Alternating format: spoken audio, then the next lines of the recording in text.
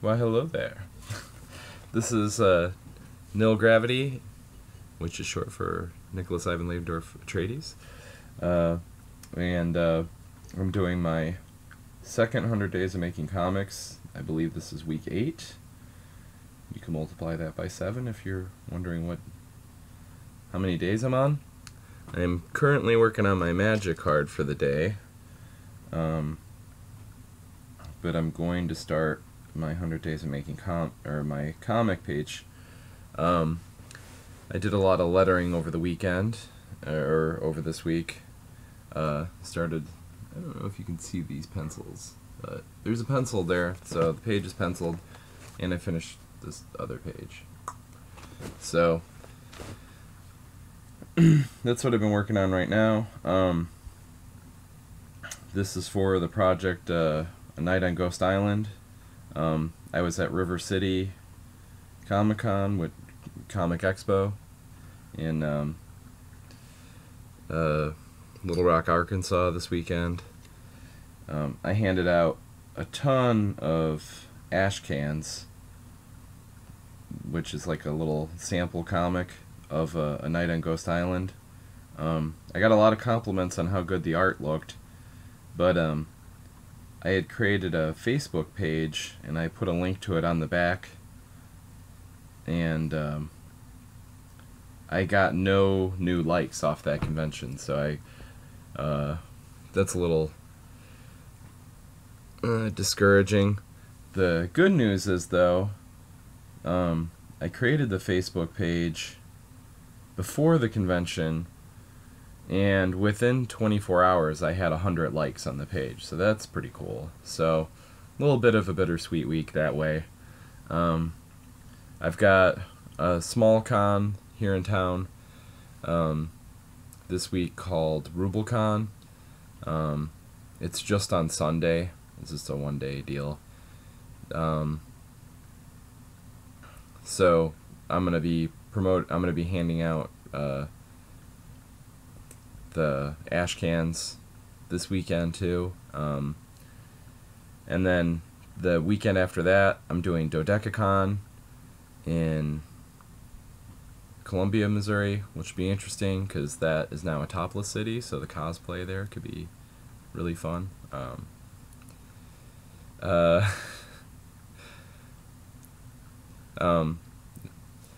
actually don't care. Boobs are kind of boring to me at this point. All my wife's friends change in front of me, so it wouldn't be that thrilling for me. I just think it's kind of funny to joke about that. Anyways, let's see here. What else has been happening? Okay, so after DodecaCon, I'm doing Game, which is almost a month after DodecaCon, I think.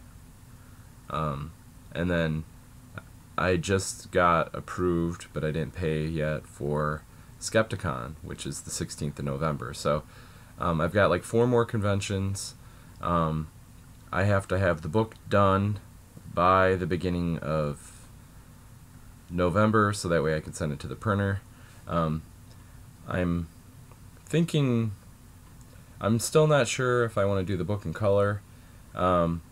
So many people like the black and white that I'm just going to hold off on deciding the color. I'm just going to keep pushing on the book. If I get stuck on the actual inking and stuff, then I might start going back and coloring. But otherwise, even though it might end up being the same amount of work, I'm just going to keep pushing forward, and then I'll... because it might be more of a hassle than I expect, so... and it might be more of an expense that I'm willing to make. So, so there's that. Let's see here. So I'm going to launch the Kickstarter at the beginning of October. Originally, I wanted to have the book done by then. Now I'm not so sure that's going to happen, because that medical study just, really wiped me out, and I had a couple days where I was just feeling horribly sick. One of my friends had to drop out of the study because she was just having such an adverse reaction to the drug. So I generally feel crappy anyway, so I really shouldn't use that as an excuse, but I'm hoping that my productivity picks up after this. Let's see here. Then the only other... Okay, so that's basically where I'm at with that, is I just need to start... I need to be pushing the book along. The good thing is I'm getting near the end of the talky part of the book, and I'm getting near the just like visual storytelling, and just kind of telling a story in a sequence is like, you know, like it's easy to build momentum that way, I guess is what I'm saying. So that's what happened to me like last week. Was I got like 7 pages done in the week because the sequence was just like bam, bam, bam, bam, bam. So it just worked out really well. Let's see here. I don't think I explained this. The reason I did all the lettering before. Oh, another thing I did was I went back and touched up one of the pages because it was so super light. I just went back and hit it with some more ink just to...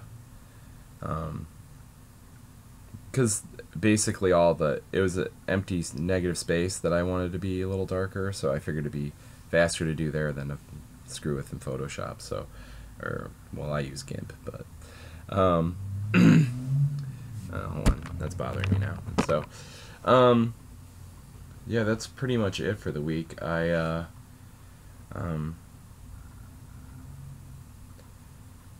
so I would like to quickly knock out another zine for Dodecacon.